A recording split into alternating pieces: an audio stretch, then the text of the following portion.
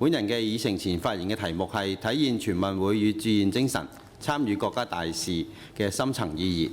第15屆全國運動會圓滿落幕。岑浩輝行政長官致辭嘅時候提及，本屆嘅全運會生動咁展示咗中國式現代化喺粵港澳大灣區嘅新氣象。澳門將繼續發揮獨特嘅優勢，積極融入同埋服務國家發展大局，為體育強國建設同埋大灣區融合發展貢獻力量。對此，我深表認同。呢一次係回歸以嚟首次同內地共同合辦嘅國家級大型綜合運動會，亦係一場推動澳門融入國家發展大局、檢驗一國兩制生動實踐、提升城市治理能力嘅全方位考驗，甚具意義。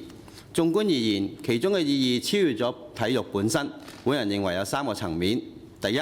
全運會展示咗澳門嘅制度能力同埋盛事嘅治理實力。本屆全運會係澳門首次深度參與國家大型綜合運動會嘅制度化實踐，從前期嘅規劃、跨部門協調到賽事嘅場館運作、交通、旅遊接待及社區支持，全面體現咗澳門喺一國兩制框架下承擔國家任務嘅能力。透過與大灣區城市嘅合作，澳門喺合作協同、技術標準、場館運營等方面累積咗寶貴嘅經驗，為未來承辦更大型嘅文化、體育、經濟或者會展等活動奠定咗更加成熟嘅治理基礎。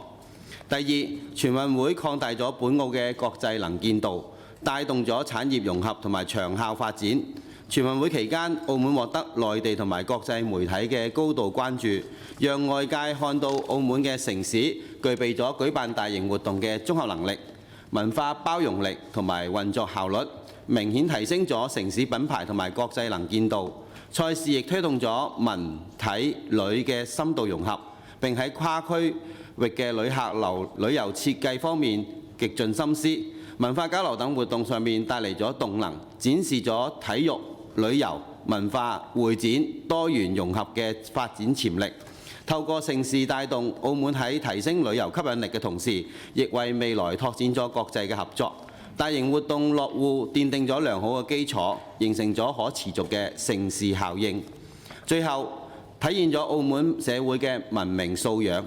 本屆全運會展現出澳門居民嘅熱情同埋好客之道。無論喺社區、交通或者場館，居民以實際行動展現開放包容、樂於助人嘅城市文化。大量志願者喺引導、後勤、資訊等崗位默默付出，彰顯咗澳門嘅責任感同埋服務精神。居民同埋志願者係賽事順利運作嘅主要支柱。喺賽事過程中嘅配合同埋無私嘅奉獻，呈現出城市嘅文明素養，更係推動項目成功嘅重要力量。因此，本屆全運會嘅成功係澳門制度能力、城市治理水平、區域協作成效與居民文明素養嘅全方位體現。期望政府總結好本次全運會，做好經驗累積同埋轉化，持續推動澳門走向更高層次嘅盛事舞台。多謝。